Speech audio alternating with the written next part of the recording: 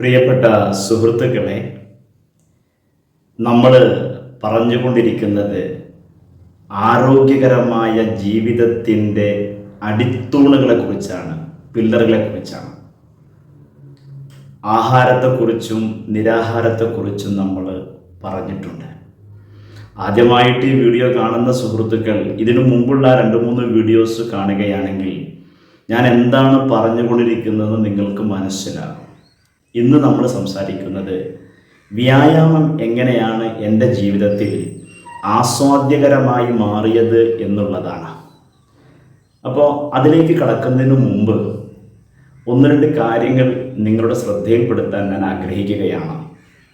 നമ്മുടെ ഈ community sunrise to success ഒരു ചാനൽ ഇത് തുടങ്ങാനുള്ള കാരണം എന്ന് പറയുന്നത് ശരിക്കും ആരോഗ്യം, സമ്പത്ത്, ബന്ധങ്ങൾ ഇവയിൽ ഒരു മികച്ച മനുഷ്യനായി തീരുക, എല്ലാ ജീവജാലങ്ങളെയും ഉൾക്കൊള്ളുന്ന ഒരു മനുഷ്യനായി മാറുക എന്ന വലിയ ആഗ്രഹവും അതിനനുസൃതമായ 2-3 വർഷത്തെ കഠിനമായ പ്രയത്നങ്ങളുടെ ഭാഗമായി രൂപപ്പെട്ട ഒരു ആശയമാണ് ഈ യൂട്യൂബ് ചാനൽ എന്ന് പറയുന്നത്. ഇവിടെ പങ്കുവെക്കപ്പെടുന്നത് ഇങ്ങനെ ആകാൻ ആഗ്രഹിക്കുന്ന സ്വയം പരിശ്രമത്തിലൂടെ, പഠനത്തിലൂടെ, പരിശീലനത്തിലൂടെ ഓരോ ദിവസവും 1% വെച്ച് മെച്ചപ്പെട്ടുകൊണ്ട് ആരോഗ്യവും സമ്പത്തും ബന്ധങ്ങളും നല്ല നിലയ്ക്ക് ബാലൻസ് ചെയ്തു പോയി ഈ ഭൂമിയിൽ നിലനിൽക്കുന്നിടത്തോളം കാലം നല്ല ഒരു ജീവിയായി, മനുഷ്യനായി ജീവിക്കാൻ ആഗ്രഹിക്കുന്നവർക്കുള്ള ഒരു കമ്മ്യൂണിറ്റിയാണ് ശരിക്കും സൺറൈസ് ടു സക്സസ് എന്ന് പറയുന്നത്. വ്യായാമം എന്താണ് വ്യായാമം എന്ന് പറയുന്നത്? അപ്പോൾ എനിക്ക് ഈ ഡോക്ടർ പറഞ്ഞതനുസരിച്ച് 100 ദിവസം കൊണ്ട് ഞാൻ കഠിനാധ്വാനം ചെയ്തു. ഞാൻ ഒരു ദിവസം 1 കിലോമീറ്റർ ഓടി, 2 കിലോമീറ്റർ നടന്നു.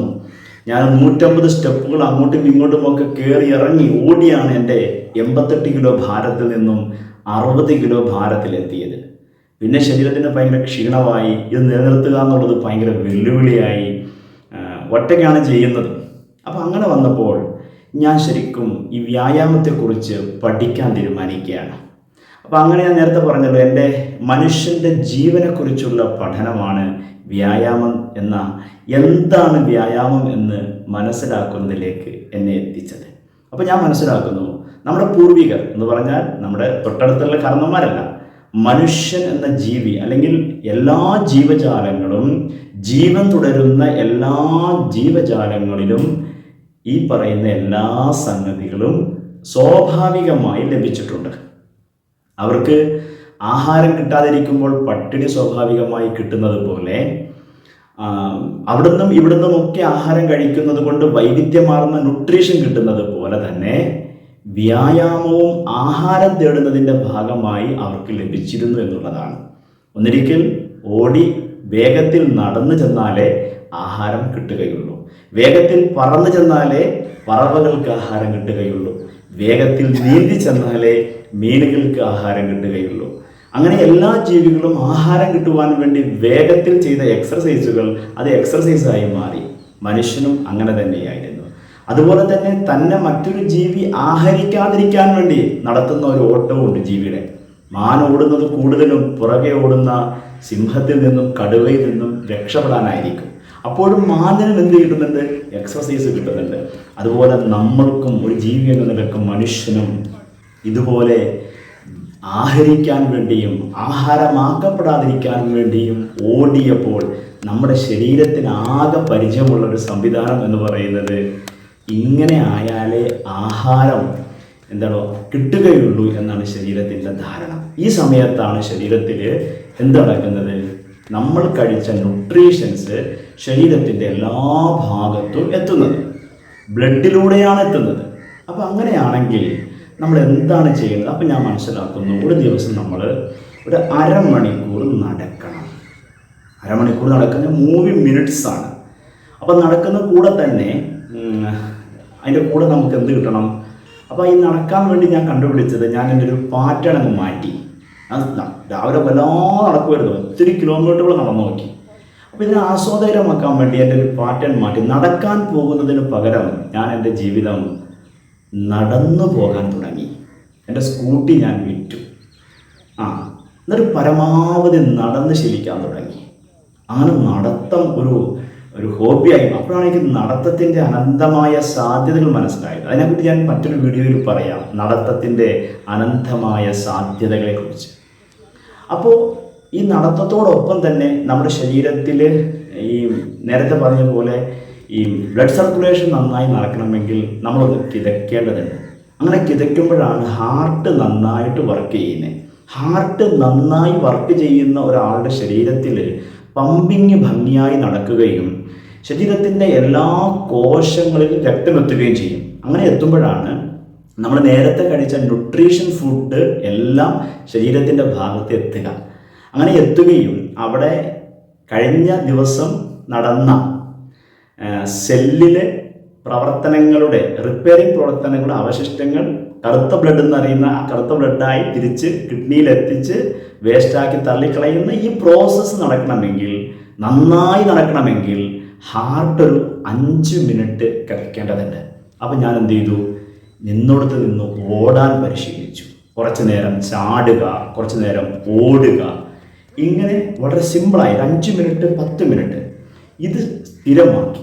അപ്പോൾ എക്യുപ്മെൻസും സംഘം ചേർന്ന് ചെയ്യാതിരിക്കാൻ പ്രത്യേകം ശ്രദ്ധിച്ചു. കാരണം ഈ സംഘം ചേർന്ന് ചെയ്യുമ്പോൾ ഒരു പ്രശ്നം എന്താണെന്ന് വെച്ചാൽ ഈ സംഘം ഇല്ലാത്ത സന്ദർഭവും നമ്മുടെ ജീവിതത്തിൽ വരുമല്ലോ. അപ്പം നമുക്ക് ചെയ്യാൻ മടി വരും. അതുപോലെ തന്നെ എക്യുപ്മെൻസും ഒരു ഇന്ന സ്ഥലത്തും മാത്രം ശീലിച്ചാൽ ആ സ്ഥലത്തും ആ എക്യുപ്മെൻസ് ഉണ്ടെങ്കിൽ മാത്രമേ നമുക്ക് വ്യായാമം ചെയ്യാൻ കഴിയുള്ളൂ. അപ്പം ഞാൻ എക്യുപ്മെൻസ് എൻ്റെ ശരീരമാക്കുകയും നടപ്പ് എവിടെ ചെന്നാലും നടന്നു പോവുകയും ചെയ്തു. അതിനുവേണ്ടി ഞാൻ കുറേ യാത്രകൾ ചെയ്തു. കേരളത്തിൻ്റെ വിവിധ ഭാഗത്തിലുള്ള റെസ്റ്റ് ഹൗസുകളിൽ റൂം എടുത്തിട്ട് പല സ്ഥലങ്ങളിലെയും പ്രഭാതങ്ങൾ ആസ്വദിച്ചുകൊണ്ട് അവിടുത്തെ പ്രഭാതത്തിലൂടെ നടന്നു. കൊണ്ടോട്ടിയിലൊക്കെ റൂം എടുത്തിട്ട് കരിപ്പൂര് വിമാനത്താവളം വരെ രാവിലെ നടന്നു പോയി തിരിച്ചു വന്നിട്ടുണ്ട്. അതൊക്കെ വലിയ അനുഭവങ്ങൾ കൂടി നൽകിയിട്ടുണ്ട്. നടത്തത്തെക്കുറിച്ച് ഞാൻ പിന്നീട് വിശദമായൊരു വീഡിയോ പറയാം. അപ്പോൾ ഈ സമയത്ത് നമുക്ക് ആ പോകുന്ന സമയത്ത് തന്നെ എന്ത് ചെയ്യും, നിന്നോടത്ത് 2 ചാട്ടവും ഓട്ടവും കഴിയുമ്പോൾ ഈ പറഞ്ഞ പ്രോസസ്സ് ബേസിക് നടക്കും. ഇനിയിപ്പോൾ ഞാൻ ചിലപ്പോൾ പഠനത്തിൻ്റെ ഭാഗമായി എൻ്റെ റൂമിൽ തന്നെ ഒരാഴ്ചയൊക്കെ കഴിയുന്ന സമയങ്ങളുണ്ട്. ആ സമയങ്ങളിൽ ഞാൻ എന്ത് ചെയ്യും, റൂമിനകത്ത് ഒരു ടോയ്ലറ്റിനകത്ത് നമുക്ക് എന്ത് ചെയ്യാൻ കഴിയും, ഇങ്ങനെ ഒന്ന് ഓടാൻ സാധിക്കും. അതുപോലെ തന്നെ നടത്തം നമ്മൾ എല്ലാ കാര്യങ്ങളും നടന്നുകൊണ്ട് ചെയ്യാൻ ശ്രദ്ധിച്ചു. ബസ്സിൽ കയറുമ്പോൾ ഒറ്റ കാലിൽ നിൽക്കാൻ നോക്കും പരമാവധി. ഈ ഇരുത്തമാണ് മനുഷ്യന് ഏറ്റവും അപകടകരമായ രോഗിയാക്കി മാറ്റിയ ഏറ്റവും പ്രധാനപ്പെട്ട വസ്തു എന്ന് പറയുന്നത് കസേരക്കളിയാണല്ലോ നമ്മുടെ ജീവിതത്തിൻ്റെ മൊത്തത്തിലുള്ള കളി എന്ന് പറയുന്നത്. അപ്പോൾ ഈ കസേരയിൽ ഇരിക്കാതെ പരമാവധി ശ്രദ്ധിക്കും. അപ്പോൾ നിൽക്കുമ്പോൾ ഇനി ഇരുന്നാൽ തന്നെ കാലൊന്ന് അനക്കുകയും അങ്ങനെ ഈ ശരീരത്തിൻ്റെ മൂവിങ് ഉണ്ടാക്കിയെടുക്കുന്ന ഒരു വ്യായാമത്തോടെ ജീവിക്കാനുള്ള ശീലം പരിശീലിക്കുകയും ഇതോടൊപ്പം ഇത് ആനന്ദകരമായി എനിക്ക് മനസ്സിലാക്കാൻ കഴിഞ്ഞത്, നമ്മുടെ ജീവിതത്തിൽ ഒരു കിക്ക് കിട്ടണമെങ്കിൽ 3 ഹോർമോണുകൾ ഉൽപ്പാദിപ്പിക്കപ്പെടണം: ഡോപ്പമൈൻ, സെറോട്ടോണിൻ, എൻഡോർഫിൻ. ഡോപ്പമൈൻ എന്നറിയപ്പെടുന്നത് റിവാർഡ് സെൻ്ററാണ്. എന്ത് കാര്യം ചെയ്യുമ്പോഴും നമുക്കൊരു റിവാർഡ് ഫീൽ ചെയ്യണമെങ്കിൽ ഡോപ്പമൈൻ ഉൽപ്പാദിപ്പിക്കപ്പെടണം. ഇത് താല്പര്യം ഉണ്ടാകണമെങ്കിൽ. അപ്പോൾ നമ്മുടെ ശീലങ്ങൾ താല്പര്യമായി വരുമ്പോൾ, അപ്പോൾ ഈ എക്സസൈസ് ചെയ്യുമ്പോൾ നമ്മുടെ ബ്രെയിനിൽ ഡോപ്പമൈൻ നന്നായി ഉൽപ്പാദിപ്പിക്കപ്പെടും. അതുപോലെ തന്നെ സെറോട്ടോണിൻ, പെയിൻ കില്ലർ എന്നറിയപ്പെടുന്ന സെറോട്ടോണിൻ ധാരാളമായി ഉൽപ്പാദിപ്പിക്കുന്നത് നമ്മൾ എക്സർസൈസ് ചെയ്യുമ്പോഴാണ്. അതുപോലെ തന്നെ എൻഡോർഫിൻ എന്നറിയപ്പെടുന്ന ഹാപ്പി ഹോർമോൺ. അപ്പോൾ ഈ 3 ഹോർമോണുകൾ ഉൽപ്പാദിപ്പിക്കുമ്പോൾ നമുക്ക് എന്ത് ചെയ്യും, നമ്മുടെ ശരീരത്തിന് നല്ല ഫീലിങ്സ്, സന്തോഷം, പ്രസന്നത, ഊർജ്ജസ്വലത, പ്രൊഡക്ടിവിറ്റി ഒക്കെ കിട്ടുന്നതായിട്ട് നമുക്ക് ഫീൽ ചെയ്യും. അപ്പോൾ രാവിലെ 1/2 മണിക്കൂർ നമ്മൾ ഇതിനു വേണ്ടി മാറ്റി വെക്കുമ്പോൾ ആ ദിവസത്തിൻ്റെ അവസാനം വരെ ഈ ഉൽപ്പാദനം നമ്മുടെ ബ്രെയിനിൽ നടക്കുകയും നമ്മുടെ ജീവിതം വളരെ സന്തോഷകരമാവുകയും ചെയ്യും. ഒപ്പം നമ്മുടെ ശരീരത്തിൻ്റെ എല്ലാ ഭാഗത്തും നമ്മൾ കഴിച്ച പോഷകങ്ങൾ എത്തിയെന്നറിയുമ്പോൾ നമുക്ക് കിട്ടുന്നൊരു ആത്മവിശ്വാസമുണ്ട്. അപ്പോൾ ഇത് വലിയ ആനന്ദകരമായി മാറുകയും ചെയ്തു. അപ്പോൾ ഇങ്ങനെയാണ് ഈ എക്സസൈസിൻ്റെ ഒരു ബേസ്. അപ്പോൾ വലിയ എക്സസൈസിൻ്റെ സമയം കിട്ടുമ്പോഴൊക്കെ കുറേ അധികം നടക്കാറ് ഓടാറൊക്കെ ഉണ്ട്. പക്ഷേ ഈ ബേസിക് എക്സസൈസ് 5 മിനിറ്റ് ഹൃദയമെടുപ്പിക്കുക എന്ന് പറയുന്നതും ഒരു 1/2 മണിക്കൂർ നടക്കുക എന്ന് പറയുന്ന കാര്യം എല്ലാ ദിവസവും നടന്നു എന്ന് കിടക്കുന്നതിന് മുമ്പ് ഉറപ്പ് വരുത്തിയിട്ടാണ് ശാന്തമായ ഉറക്കത്തിലേക്ക് പോകാറുള്ളത്. അപ്പോൾ ഇതാണ് എൻ്റെ ആ വ്യായാമം എന്നതിനെ ആസ്വാദ്യകരമാക്കി മാറ്റിയ രീതി എന്ന് പറയുന്നത്. ഇപ്പോൾ ഞാൻ താമസിക്കുന്നത് പൊന്നാനിയിലെ പുളിക്കക്കടവിലാണ്.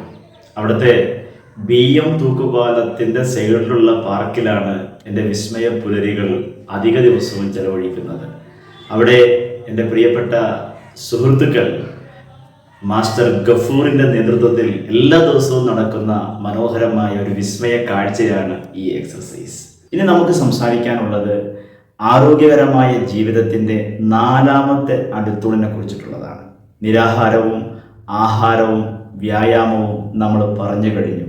അടുത്തത് വിശ്രമവും വിനോദവുമാണ്. അതുമായി നമുക്ക് അടുത്ത വീഡിയോയിൽ കാണാം. അതുവരെ എല്ലാ കൂട്ടുകാർക്കും നിങ്ങളുടെ ജീവിതം മനോഹരമാകട്ടെ.